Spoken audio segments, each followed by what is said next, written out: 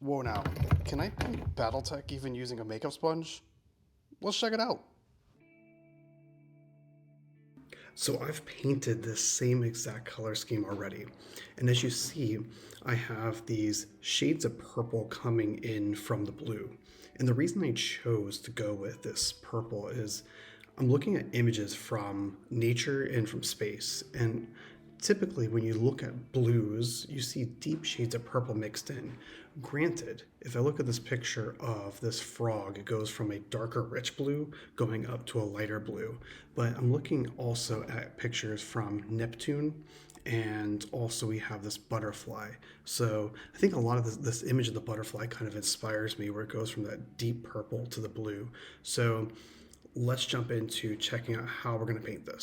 First, I need to go ahead and start layering down the base coat of the model, and taking this royal purple and mixing it with the black, and just need to make sure we water it down so we can make sure we get even clean strokes on the mini.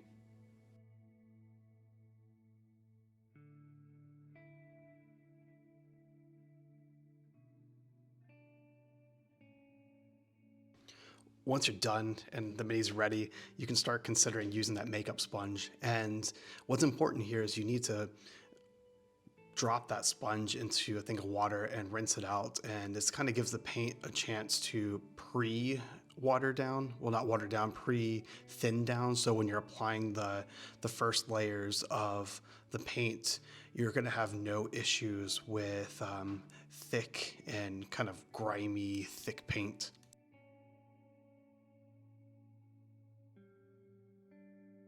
As I'm applying this first layer using the makeup sponge, you're gonna notice I can't get to some locations on the mini. So immediately after I'm using the big one, I switch to the small one because I know I need to get to some of those small, tight areas of the mini.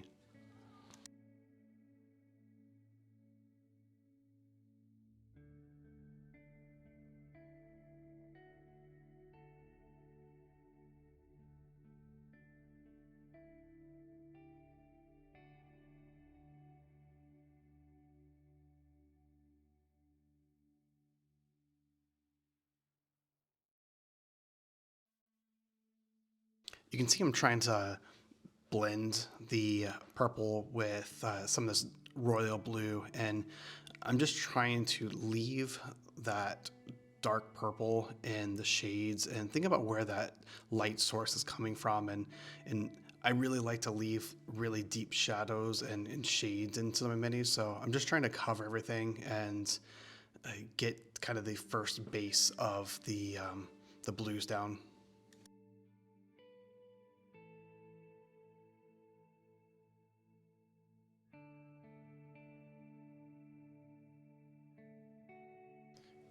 Now I have hit the time of adding turquoise. I mixed turquoise with the royal blue, and I'm looking for kind of those higher highlights. So if you had a light source you could put down on the mini to check out the light source, here I don't really have that, but I'm just kind of considering where the light sources will be hitting. So I'm hitting more on this case with the edges, but I'm still being a little bit rough because I know there's more steps ahead.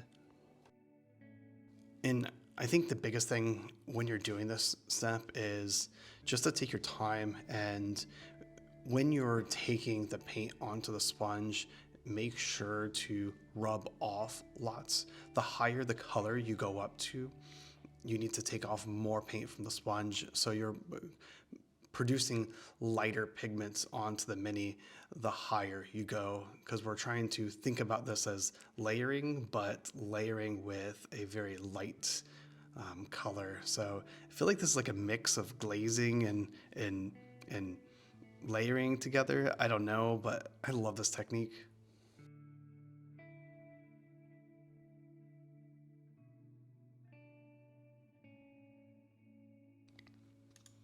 I feel like I'm getting close where I want it, so let's check out one other mini I painted, and it's still kind of not there, so I need to take it up a little bit higher. So now I'm even going higher, and I think I'm mixing um, Lorathan blue from Citadel with the turquoise, and I'm just trying to build up even higher of a highlight on the edges. Actually, when I think about it, I think that is straight turquoise that I'm using, but I am now really trying to push those highlights on the edges of the key parts of the corners of the model.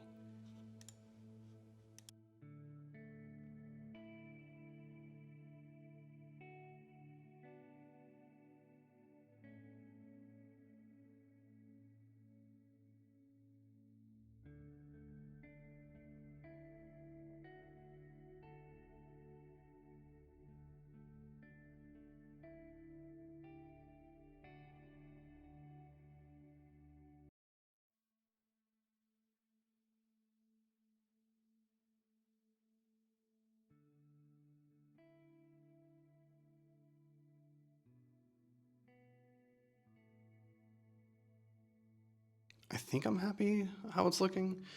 I use my hand a lot when I'm trying to get that really thin paint, but I'm really liking the way it's looking, and it's it's a bit of a process. You're trying to find the best places to highlight, and it takes time. This is a process. Give it time and slowly build up to those transitions. And I was looking at some gradients on the web and just trying to look at how we see gradients being displayed and how we can use paint to build up and show those kind of gradients.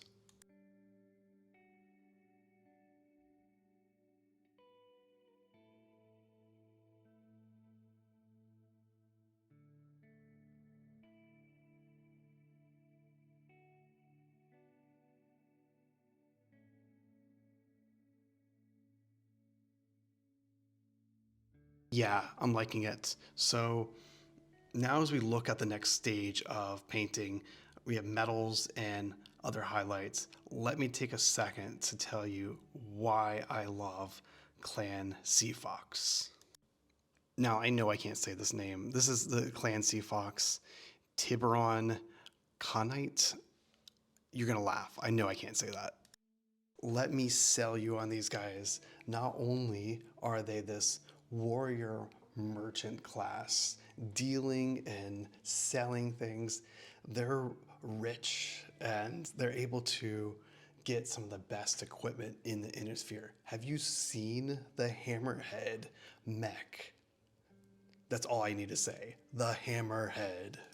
And let me tell you about the cunningness, it seems, from the Tiburon. Man, I cannot say that name. They once transported the Federated Sun's first prince in exchange for 3 whole worlds. No other clans can pull off this kind of political savviness. Lore about this group is the fact that they paint turtle shell patterns to show their glory in battle. And that's amazing. I'm using jade green to show some of those standout points of the armor, and it's looking good.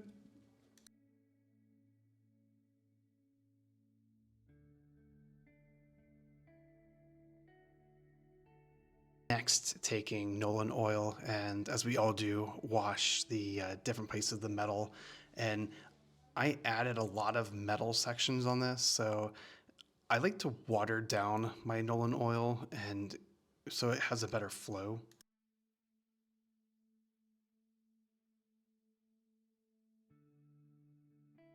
And really at this stage, if you made a mistake with that Nolan oil, it is really easy to cover up, so don't stress if you make a mistake.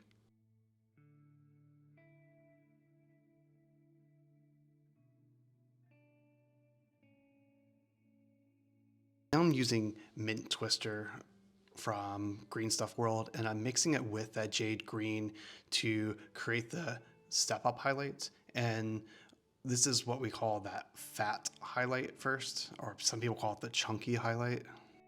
And again, if you make a mistake here, it's definitely easy to cover up, but I think the biggest thing here is to choose those corners and the edges of the jade that you want to pick up.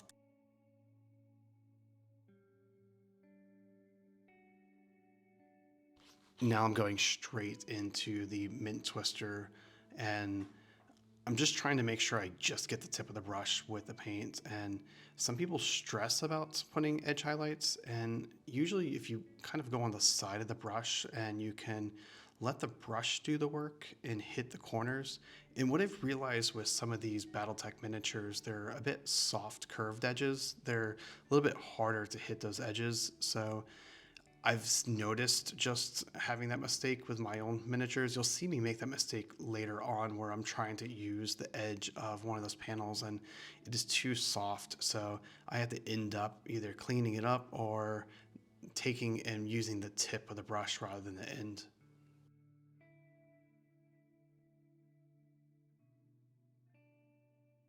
Now I want to create this like burn effect on the barrel. So I'm going to glaze the very top tip of the barrel, the front of it, with a Dragonhoth Nightshade. I think it's important here too to make sure you water this down quite well. And when you're glazing it, take it and pull forward towards the tip of the pulling in a way of that wash.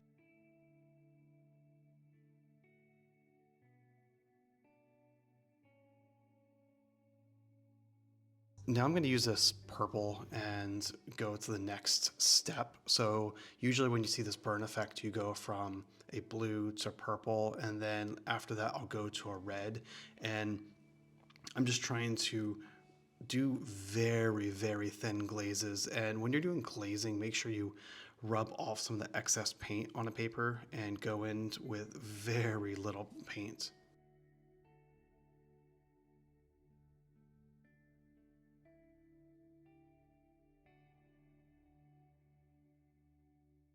Now, since I did use a black wash on the Iron Hand steel, I want to highlight. So I'm using this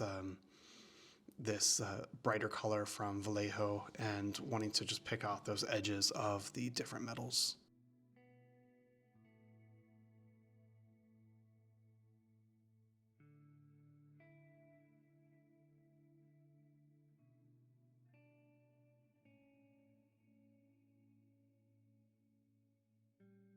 Now, when I'm working on the highlights, I'm now going to start working on that chunky or fat highlight. And I'm mixing the turquoise with the royal blue, both of those being Vallejo.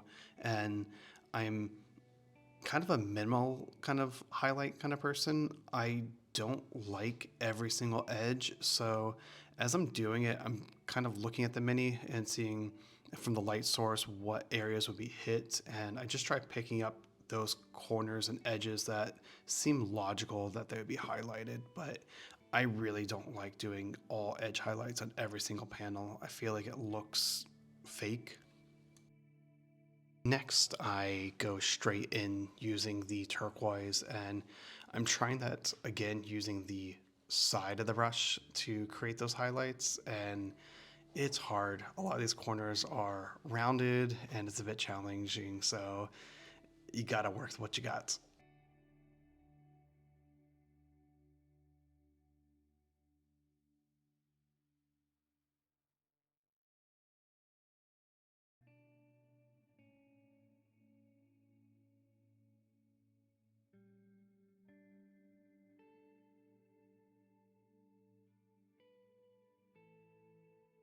Next, I add that Lorethan blue, and I'm gonna mix it with the turquoise, so I don't have that straight blue there. So I want to kind of create more of a layered highlights, but this is the very, very edges, so it's very unrecognizable, but I can see it, so I hope you can see it.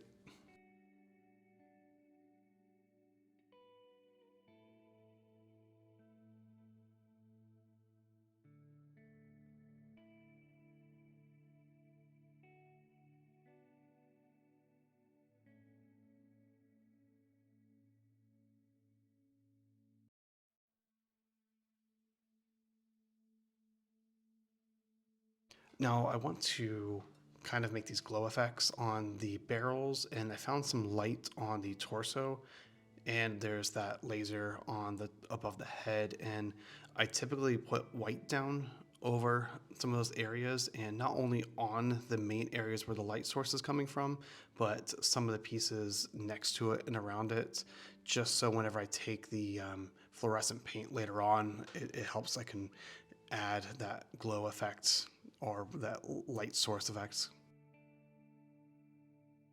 Now I'm using this fluorescent yellow, and I'm hitting that light. I don't know what it is. I think it's a light there. I looked at some pictures on the web and it looks like light, and I'm using it thinly just so I can get those white edges, but also I want to glaze a little bit of that fluorescent color around those areas just so I can get that object source lighting. Now, I know there's other ways of doing it, but I really like using this method, and I've been doing it now for a while, and I need to get more fluorescence because it'd be really cool to have some pinks and fluorescent blues. But right now I have these three and I like them. Now for the glass canopy, I'm using scale 75 dark forest green, and then I do some blending with the errata green, and then finally I use that ice yellow from Vallejo. And when I'm putting the base down here, like, I am just trying to get coverage, but being very careful because mistakes do happen. I mix the errata green with the dark forest green next to create that next step gradient, and I think I go from midway through the glass down to the bottom right, and usually I'm trying to build a bit of that gradient, and I am heavily making sure I keep this paint watered down, because if not, you're gonna have these nasty streaks on there, and no one wants streaks on the Mini. And I love these glass effects, and I see a lot of people doing really cool effects with them, but I have found this is working, and now I'm going straight with the errata green and going at those even corners of the glass canopy, the errata green, and it does a really good contrast there. And I do really love scale 75. Like, their gel-based paints are amazing. And now as I add that ice yellow, I can kind of start blending together the greens, so it's easy to build up more of the gradients, and it's looking good. And I, it's just really thin lines when you're getting these gradients built up on the canopy. It can be challenging. Now finally taking like the very fine line there, the bottom right and the right side of the glass, and hitting those fine edges with the ice yellow. And take your time, be careful, and it, mistakes do happen. A mistake does happen. You can clean it up. It's no big deal. And the white dot, there is no key like how to do it correctly. It's almost luck sometimes. And I like to just do one dot in the center glass panel. I've seen people put dots on all, but I kind of think it makes sense in just the center. And finally, I really like doing this where I'm adding some fluorescent green again and just adding a little bit of a glow to it. And no Mini's complete until you add that ultra matte varnish. And there we have it, the finished Clan Sea Fox Mini. This is my very first time doing a painting video. I've done other content on YouTube, so I'm willing to take criticism and know how I can make this better, but I wanted to get this out there, and I am happy to finally produce my first video for painting.